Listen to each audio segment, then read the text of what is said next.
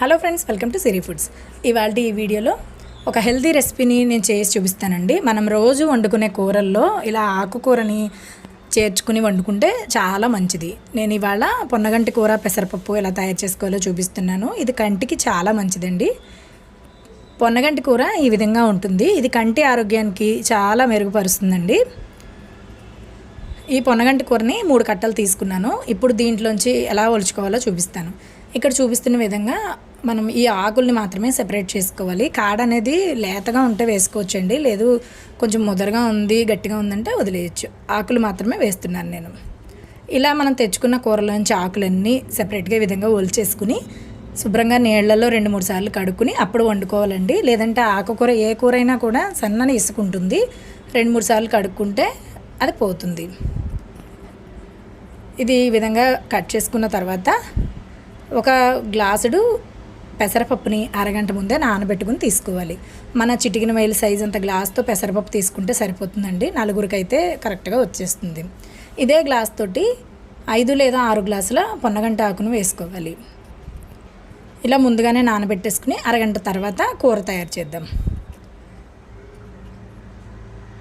పొన్నగంటాకు పెసరపప్పు తయారు చేసుకోవడానికి ఇలా స్టవ్ ఆన్ చేసి ఒక వెడల్పుగా ఉన్న మూకుడు పెట్టుకుని 2 టేబుల్ స్పూన్ల నూనె వేసి వేడయ్యాక ఆవాలు 1/2 టీ స్పూన్ వేసి చిటపటలాడనివ్వండి. తర్వాత 1 టీ స్పూన్ జీలకర్ర, 6 లేదా 7 దంచిన వెల్లుల్లి రెబ్బలు వేసుకుని 2 ఎండుమిర్చిని ముక్కలు చేసి వేసుకోండి. అలాగే 4 పచ్చిమిర్చిని చీల్చుకుని వేసుకోండి. ఇలా 1 నిమిషం వీటిని మీడియం ఫ్లేమ్లో వేగిన తర్వాత ఒక రెబ్బ ఫ్రెష్ కరివేపాకుని వేసుకోండి. దీంట్లోకి ఒక 1/2 టీ స్పూన్ పసుపుని వేసేసి ఒక్కసారి కలుపుకోండి. ఇప్పుడు దీంట్లోకి మనం ముందే కడిగి ఉంచుకున్న పొన్నగంట ఆకుని దీంట్లోకి వేసేసుకోండి. నేను కొంచెం సన్నగా కట్ చేశాను.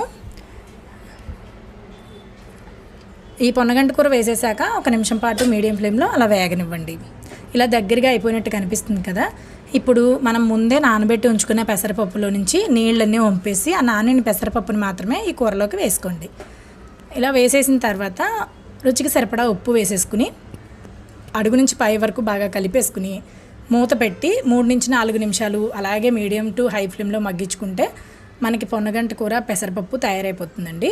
చక్కగా పొడి పొడిలాడుతూ వచ్చేస్తుంది. పెసరపప్పు మనం ముందే నానబెట్టి ఉంచుకున్నాం కదా, చాలా మెత్తగా మగ్గిపోతుంది. చూస్తున్నారు కదా, 4 నిమిషాల తర్వాత చూపిస్తున్నాను.